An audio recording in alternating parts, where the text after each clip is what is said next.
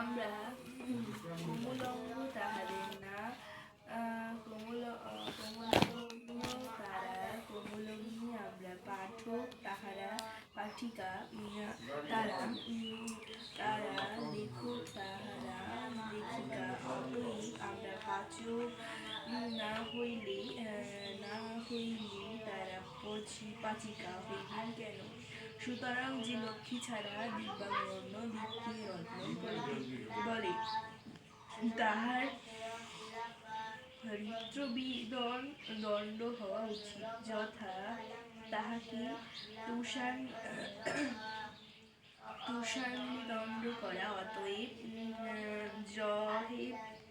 জহেব করো, তারপর ফাঁসি দাও।